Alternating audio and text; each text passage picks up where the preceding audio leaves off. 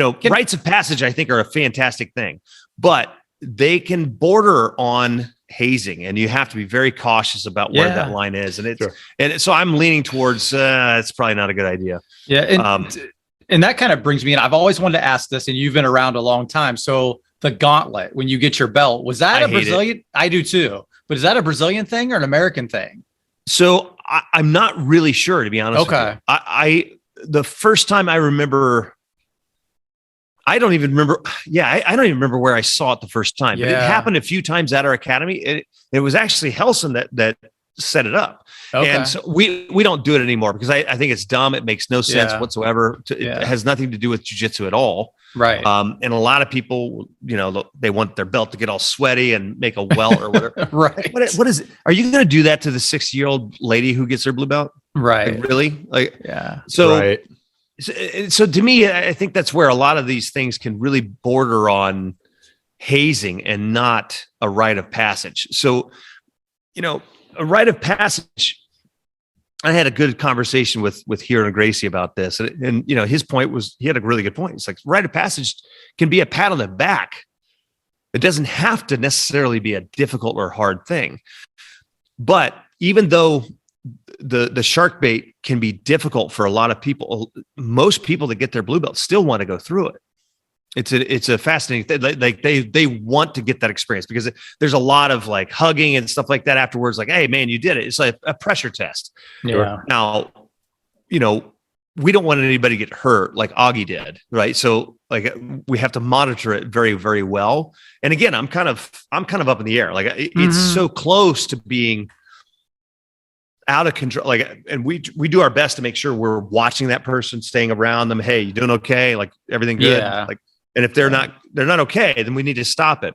But sometimes it's hard to even discern if that person is just faking it or they just don't want to give up. Sure, right. Yeah. And so that's kind of where I'm leaning now. It's like, man, I don't know if this is quite worth the experience. But for by and large, the most people have a positive experience doing it. The whipping thing, just makes no sense to me whatsoever. I don't get it. Thank goodness anybody I've ever got belts from has never done that. I never had it done. I never had it done. And I've been at some places like for seminars and somebody gets promoted and they do it. And I'm like, man, this is I don't participate. I never have either. No. I don't do it. It's just weird. Not my thing. To me, it has no place in the art. I mean, we're supposed to respect each other and build each other up. Jiu-jitsu is hard enough as it is. Like 100%. If you get your blue belt, whatever belt, you've already earned it. We should give that guy a cake. Yeah. And that's it. Even, recently, if we've done a shark bait, and I think we've only done one in maybe 3 or 4 years, it was totally by choice. And even at that, things can go bad. It can go south. So it's like a fine balance. You know what I mean? Like you want somebody to have a really good experience if that's what they want to do. If they want to go through that test. Because I've seen a lot of black belt tests that were very, very brutal. But like you said, I mean, jiu-jitsu itself, getting to that point is very difficult. Like, I mean, I remember as a blue belt, the feelings of, man, I'm not getting any better at this. I remember being 3, 4, 5 years in thinking, I don't know if this is for me. Yeah. I mean, I had a lot of those times where I was just, I had a lot of ups and downs where my downs really sucked. I had to really push myself to go to class.